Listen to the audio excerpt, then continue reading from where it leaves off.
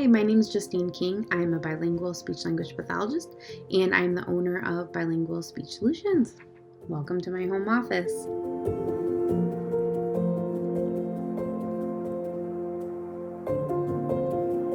The field of speech-language pathology covers all areas of communication, and we work with people across the lifespan.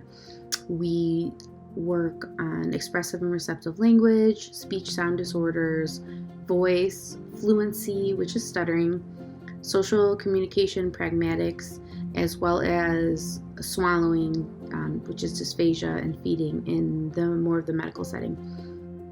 I specialize in the diagnosis and treatment of speech and language disorders in the bilingual population. I work primarily with children, but we also work with adults as well.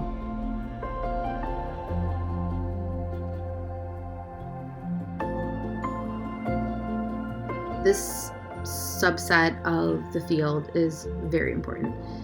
When working with a child who is bilingual, sometimes they get overdiagnosed and sometimes they get underdiagnosed. A school district may attribute any academic difficulties to they're just learning English, they're fine, they'll catch up. On the opposite end of the spectrum, they may just put them right in special ed, hoping it'll help, even when there may not be a disorder.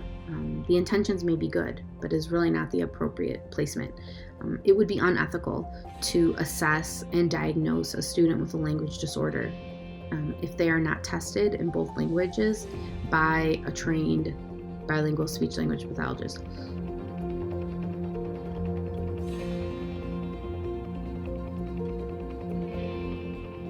Speaking two languages is obviously a huge piece of the puzzle, but it's not the most important thing. You need to know what is best practice, stay current with the most evidence-based techniques. You need to know the red flags for language impairment.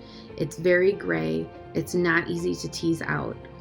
You really have to analyze the data really critically, think about it, and to make the appropriate decision, whether it is a language disorder delay or if it is just a language difference and that they just don't have the English language proficiency and the cognitive academic language proficiency to be on par with their native English speaking peers.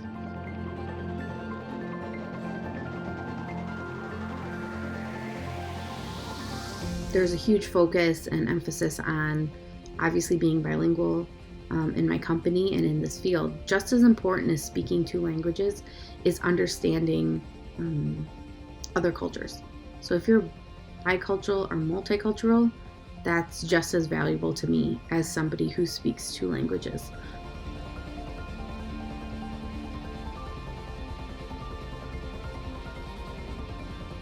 Oftentimes we have families here from other countries who maybe don't have a community. They don't have people with similar cultural backgrounds around them, and that can be isolating. It can also be scary. The special education process is overwhelming. Sometimes they may not be provided a translator, and they may not understand the process completely. So when I have a speech-language pathologist who's able to assess the family, the student with the family in their home, speak with them, explain the process, have the same values, the same experiences, the same background, it makes a huge difference. And we gain the family's trust, and we can really get a good assessment in a good language sample by working with their student. When I interview somebody, I am looking for a few things. Obviously, I want somebody who is bilingual, even better if you're bicultural or multicultural. But I also look for somebody who is ready to go. I want somebody who can just jump in and not be afraid to make mistakes, not be afraid to ask for help, but transition to becoming independent rather quickly. I need somebody who understands that learning does not stop after graduation. Most graduate schools don't have training in bilingual assessment and treatment. So that means a lot of what you need to learn to be successful as a bilingual speech-language pathologist is done after graduate school. Thank you so much for your time.